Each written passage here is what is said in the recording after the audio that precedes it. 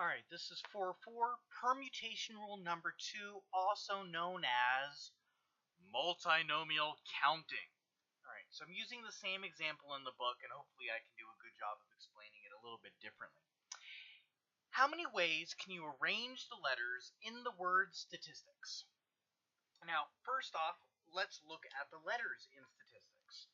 Do you see that there is an S here, an S here, and an S here? In other words, there are 3 S's. We also have a T here, a T here, and a T here. So I have 3 T's. Additionally, I have 2 I's and 1 A. Let me write that down. I have an A and I have a C. Right? So grand total, I have 3, 6, 8, 9, 10 letters. All right? So my total N is equal to 10. So that's the total count right there. N is equal to 10.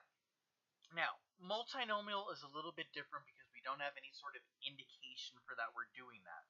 So we're just going to jump right to doing the work, which must be done by hand. There's no function on the calculator to do it.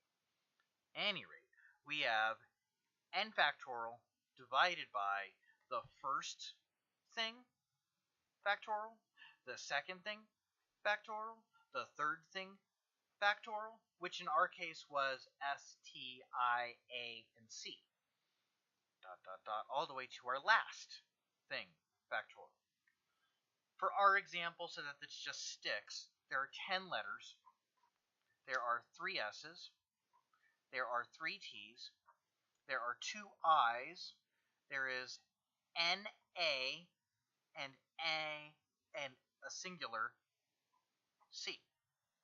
Okay, so I would do the factorial on top, I would do the factorials on the bottom, I would multiply them together.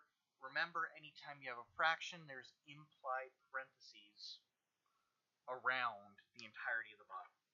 And that's it for the multinomial counting or permutation rule number 2. This will come up in the homework. Your tip-off that you're using this rule versus another one is, do you see that there's a bunch of different things that are the exact same thing that you can replace?